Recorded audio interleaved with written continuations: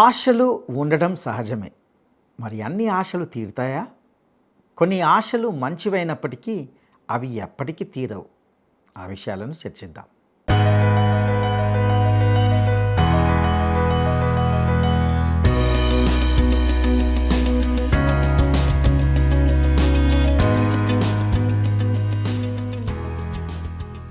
క్రీస్తునందు ప్రియమైన ప్రేమధార టీవీ వీక్షకులందరికీ నజరేయుడైన యేసుక్రీస్తు పవిత్రమైన నామంలో శుభములు తెలియజేస్తున్నాం. నేటి మన ధ్యాన భాగంగా మొదటి దినవృత్తాంతములు 17 మరియు 18 అధ్యాయాలను ధ్యానించుకోబోతున్నాం. ఇందులో దావీదు దేవుని మందిరాన్ని కట్టించాలనే ఆశను కలిగి ఉన్నప్పుడు అందుకు దేవుడు అనుమతించకుండా చెప్పిన కారణాన్ని ఇందులో గమనిస్తాం. దేవుడు దావీదు యొక్క దీనస్థితిని జ్ఞాపకం చేస్తూ గొర్రెల కాపరిగా ఉన్న అతన్ని రాజుగా హెచ్చించిన వైనాన్ని దృఢపరుస్తూ వాగ్దానం చేసిన విషయాన్ని ఈ భాగంలో తెలుసుకుంటాం. వెళ్ళిన చోటనెల్లా తోడుగా ఉండి శత్రువుల అందరినీ నిర్మూలం చేసి లోకంలో గొప్ప పేరు కలుగజేసిన విషయాన్ని దేవుడు దావీదుకు వాగ్దానం చేసినట్లుగా చూస్తాం. దేవుడు తనను, తన సంతతిని ఎలా స్థాపన చేసి అతని రాజ్యాన్ని స్థిరపరచాలని కోరుకుంటున్నాడో తెలియజేసినట్లుగా గమనిస్తాం. ముఖ్యంగా మందిర నిర్మాణం ఎవరి చేత ఎలా జరిగించబడుతుందో దేవుడు దావీదునకు స్పష్టంగా వివరించినట్లుగా చూస్తాం. ముఖ్యంగా దావీదు యొక్క తగ్గింపు జీవితాన్ని, దేవుని ఎదుట ఒప్పుకున్న తన దీన స్థితిని మరియు దావీదు దేవుణ్ణి శ్లాఘించిన వైనాన్ని ఇందులో చర్చిస్తాం. అదేవిధంగా దావీదు తన శత్రువుల మీద పొందిన విజయాలను, దేవుని వాగ్దానాల నెరవేర్పును ఈ భాగంలో వివరించబడినట్లుగా చూస్తాం. ఇక సందేశాన్ని వినడానికి మనం సిద్ధపడదామా? ఈ రోజున మనము మొదటి దినవృత్తాంతములు 17 అధ్యాయం వినబోతున్నాము. ఈ వృత్తాంతం అంతా 2 సమూయేలు 7 అధ్యాయంలో కూడా ఉంది. దావీదు తన ఇంట ఉండి ప్రవక్త అయిన నాతానును పిలిపించి అన్నాడు, నేను దేవదారుమానులతో కట్టబడిన నగరులో నివాసము చేస్తున్నాను. యెహోవా నిబంధన మందసం తెరల చాటున ఉన్నది. దేవుని సన్నిధికి సంకేతమైన ఈ దివ్య మందసం డేరాలో ఉంది. తానేమో అందమైన రాజభవనంలో ఉన్నాడు. దావీదుకు కలిగిన ఈ కోరిక సమంజసమైనది, సరైనది. కాని అది సరైన సమయం కాదు. దావీదు ఆలయం కట్టించకూడదని దేవుడు చెప్పాడు. దేవుడు నిర్ణయించిన కాలమే దావీదుకు అనువైన సమయం. దేవుని సేవ, దేవుని సేవకులు, దేవుని గృహము, వీటిని చూచి అంతకంటే సుఖం మరిగిన రాజు మనస్సాక్షిలో రభస చెలరేగడం గమనార్హం. రాజు ఈ విషయమై తన కోరికను వ్యక్తం చేశాడు. దేవునికి ఆలయం ఉండడం మంచిదే, కాని అది సరైన సమయం కాదు. దేవుడు సరైన కాలంలో, సరైన రీతిలో, సరైన వ్యక్తి ద్వారా పనిచేస్తాడనే పాఠం మనం నేర్చుకోవాలి. దేవుని మందసం ఒక గుడారంలో ఎండకు ఎండి వానకు తడిసిపోతూ ఉంటే దావీదు చూడలేకపోయాడు. నాతాను అన్నాడు, దావీదు రాజా, దేవుడు నీకు తోడై ఉన్నాడు, కాని దేవుని మాట విను. నా నివాసానికి ఒక ఆలయము కట్టించడం నీ చేత కాదు. ఇశ్రాయేలీయులను రప్పించిన నాటి నుండి నేటి వరకు నేను ఒక ఇంటిలో నివాసము చేయక గుడారములో, డేరాలో నివాసమున్నాను.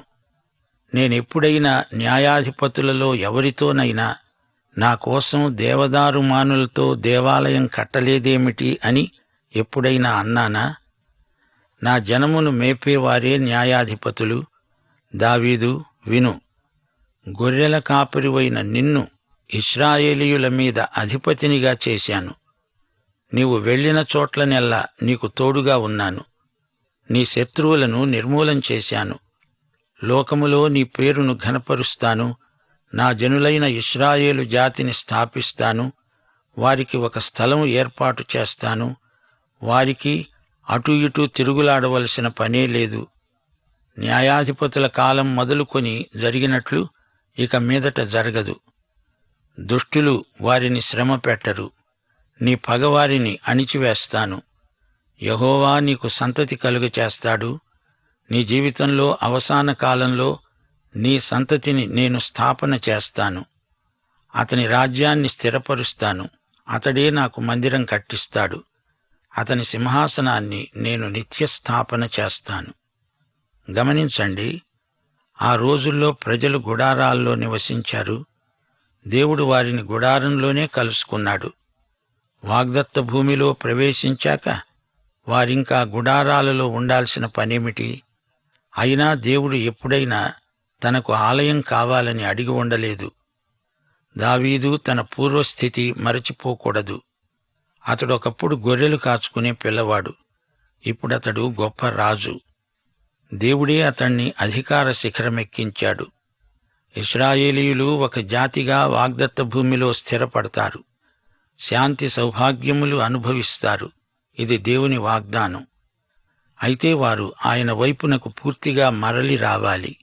దేవుడన్నాడు, దావీదు, ఆలయం కట్టాలనే నీ కోరిక మంచిదే. అందుకు నిన్ను మెచ్చుకుంటున్నాను. గాని ఆలయం కట్టేది నువ్వు కాదు, నీ కుమారుడు. ఇంతకు ఆలయం కట్టబోయే ఆ వ్యక్తి ఎవరు? దేవుడు మరియకు ఇచ్చిన వాగ్దాన రూపకమైన ప్రవచనం లూకాసు వార్త 1వ అధ్యాయం 31 నుండి 33వ వచనం వరకు. ఇదిగో, నీవు గర్భము ధరించి కుమారుణ్ణి కని ఆయనకు యేసు అని పేరు పెడతావు. ఆయన గొప్పవాడై సర్వోన్నతుని కుమారుడు అనబడతాడు.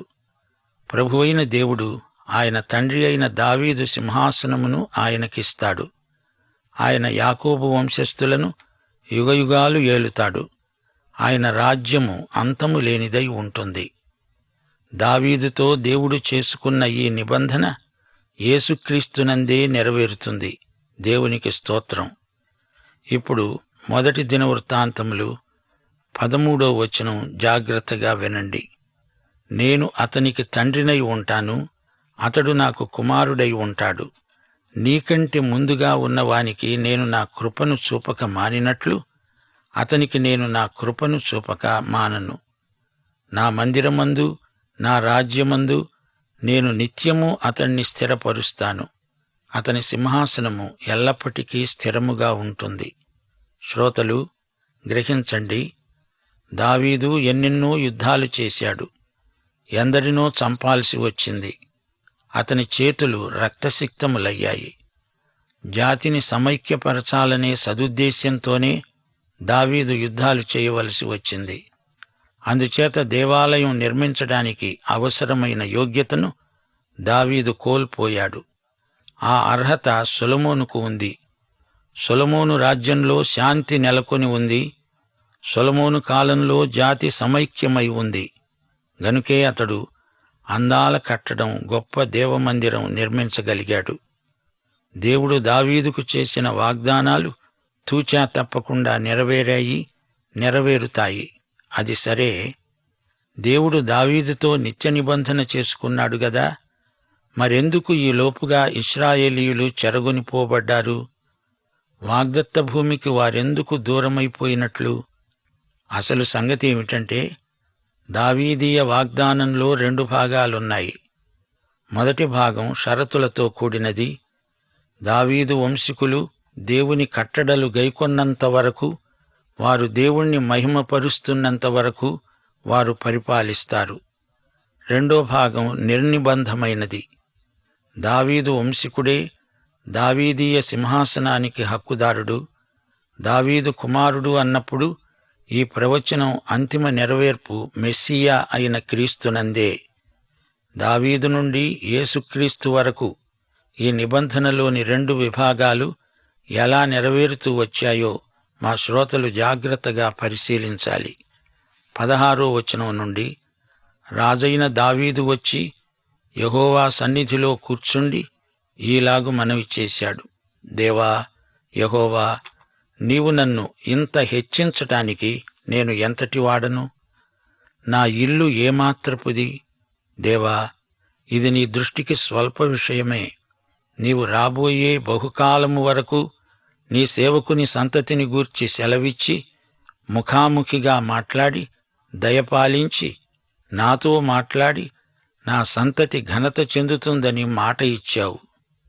గమనించండి, దేవుని ఎదుట దావీదు తనను తాను తగ్గించుకున్నాడు. నీ దాసుడనైన నేను నీతో ఏమని మనవి చేసుకోవాలి? నాకు ఘనత కలుగబోతోంది అన్నావు. నీవు నీ దాసుణ్ణి ఎరుగుదువు. నీ చిత్తప్రకారమే నా పట్ల ఇదంతా చేశావు. దేవా, మేము నీ నోట విన్నదంతా నిజం. నీ వంటివాడు ఎవ్వడూ లేడు. నీవు తప్ప మరే దేవుడూ లేడు. నీ జనులైన ఇశ్రాయేలీయుల వంటి జనము భూలోకమందు ఏది? ఈజిప్టు నుండి వీరిని విమోచించి తెచ్చావు. వారి ఎదుట నుండి అనేక జనములను తోలివేశావు.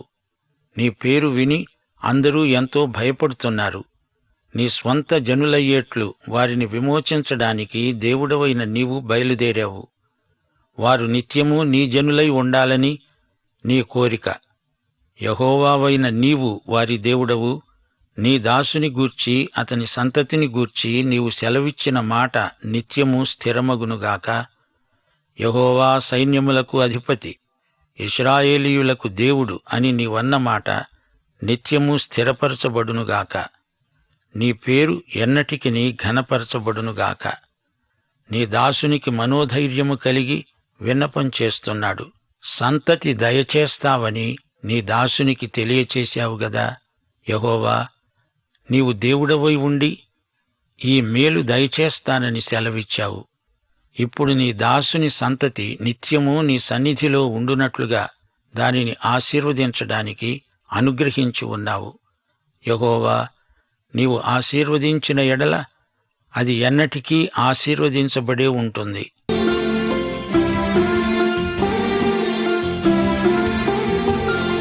మహోన్నతుడా మా దేవా, సహాయకుడా యెహోవా. మహోన్నతుడా మా దేవా, సహాయకుడా యెహోవా. ఉదయకాలపు నైవేద్యము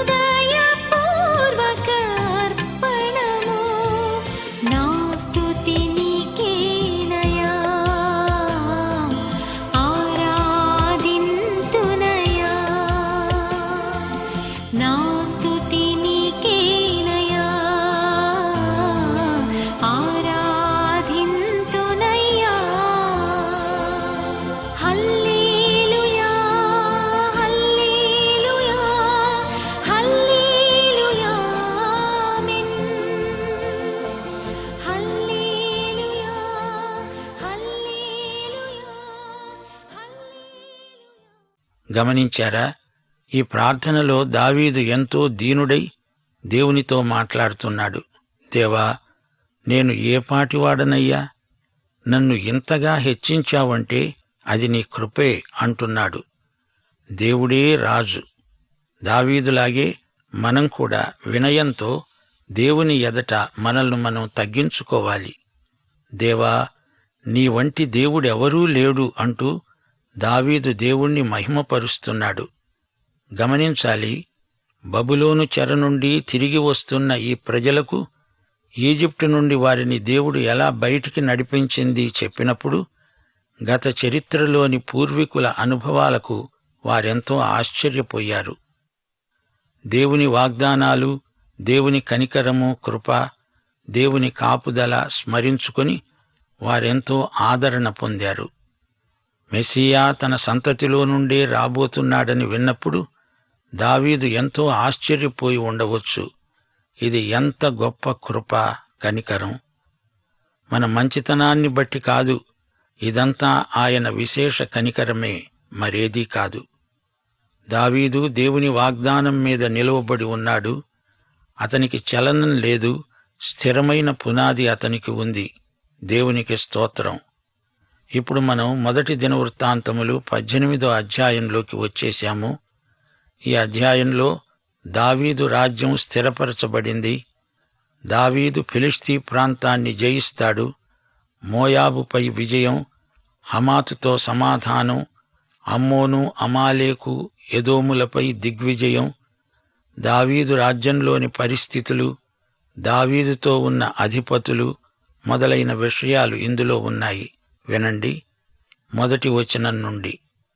ఇదంతా జరిగిన తరువాత దావీదు ఫిలిష్తీయులను జయించి వారిని లోబరచి గాతు పట్టణాన్ని, దాని గ్రామాలను ఫిలిష్తీయుల వశంలో ఉండకుండా వాటిని పట్టుకున్నాడు.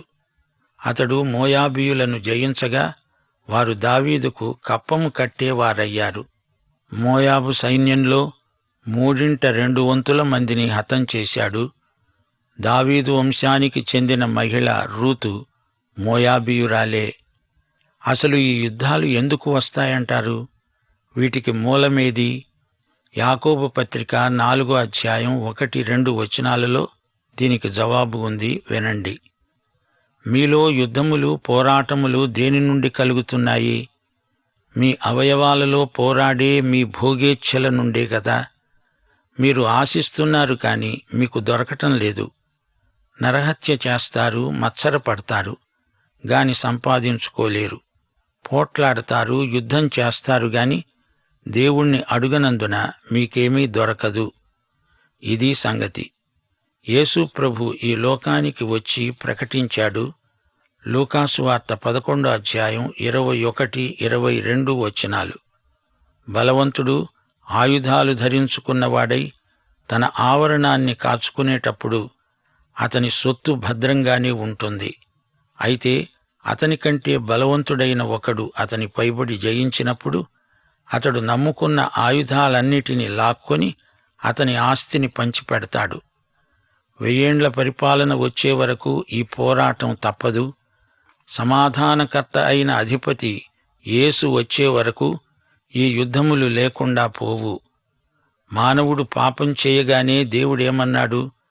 ఆదికాండం 3వ అధ్యాయం 15వ వచనం, నీకు స్త్రీకి, నీ సంతానానికి ఆమె సంతానానికి వైరం కలుగజేస్తాను. అది నిన్ను తలపై కొడుతుంది, నీవు దాన్ని మడిమె మీద కొడతావు. ఈ భూమి మీద నుండి పాపం అంతరించే వరకు ఈ వైరం తప్పదు. రోగం పాపమే, దాని లక్షణం యుద్ధం. పాపానికి నీతికి మధ్య ఎడతెగని మహాసంగ్రామం జరుగుతూనే ఉంది. దావీదు యుద్ధాలు చేయవలసి వచ్చింది. ఇశ్రాయేలు పక్షాన, దేవుని పక్షాన దావీదు యుద్ధాలు చేశాడు, చేయక తప్పలేదు.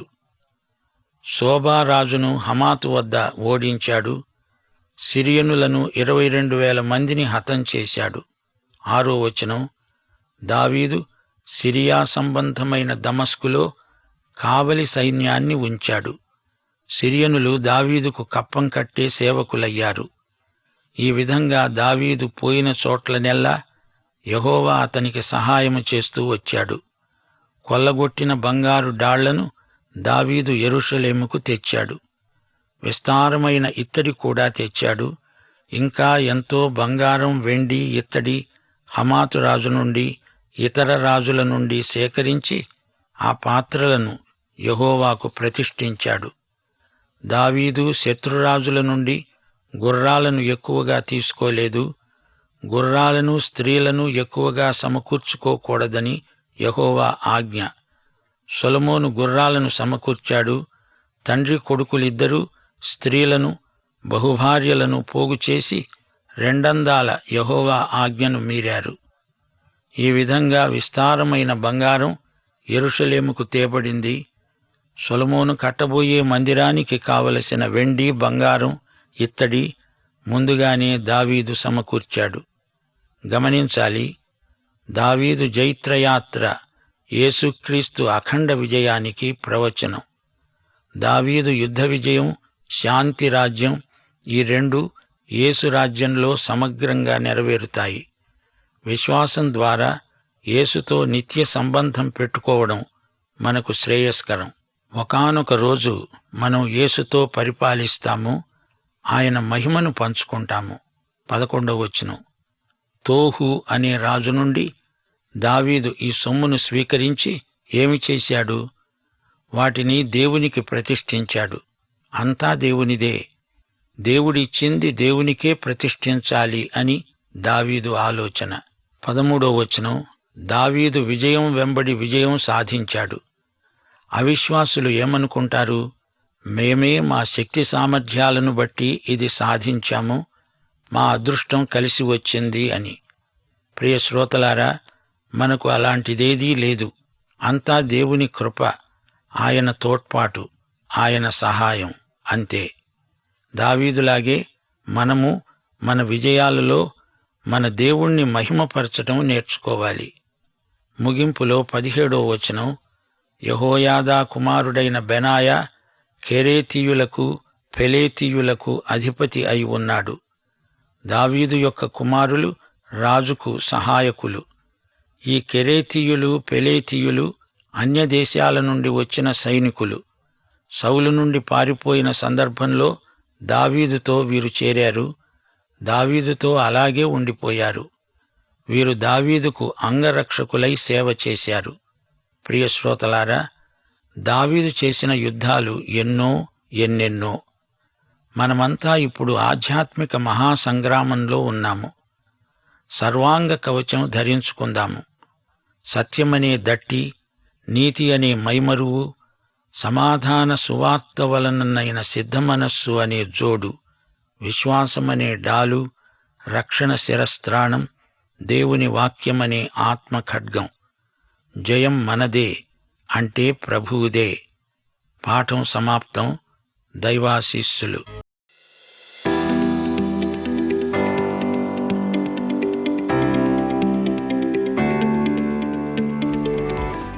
దావీదునకు కప్పము కట్టు దాసులు ఎవరు అయ్యారు?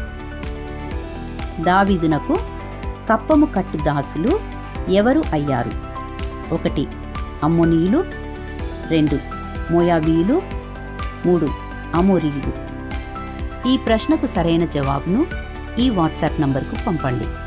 మా వాట్సాప్ నంబర్ 9399525570. ప్రియులారా, ఇంతవరకు మనము మొదటి దినవృత్తాంతములు 17 మరియు 18 అధ్యాయాలను ధ్యానించుకుని ఉన్నాం. ఇందులో దేవుడు దావీదు ఎడల కలిగి ఉన్న దయగల వాగ్దానాలను మరియు అతడు సాధించిన గొప్ప విజయాలను ఇందులో గమనించాం. దావీదు ఆలయం కట్టకూడదని దేవుడు చెప్పాడు. దేవుడు నిర్ణయించిన కాలమే అనుకూలమైన సమయం. మందిరం కట్టడం అనేది సరైన విషయమైనప్పటికీ అది సరైన సమయం కాదు. దేవుడు సరైన రీతిలో సరైన వ్యక్తి ద్వారా పని చేస్తాడనే పాఠాన్ని ఇందులో నేర్చుకున్నాం. దేవుని ఎదుట దావీదు తనను తాను తగ్గించుకున్నాడు. ఎంతో దీనుడై దేవునితో మాట్లాడాడు. నేను ఏ పాటి వాడనయ్యా, నన్ను ఇంతగా హెచ్చించావంటే అది నీ కృపే అని అంటున్నాడు. దావీదు వలె మనము కూడా దేవుని ఎదుట తగ్గించుకోవాలి. మన మంచి స్థితి, మన మంచితనాన్ని బట్టి కాదు కానీ కేవలము దేవుని కృపయై ఉన్నది. అది ఆయన విశేషమైన కనికరం.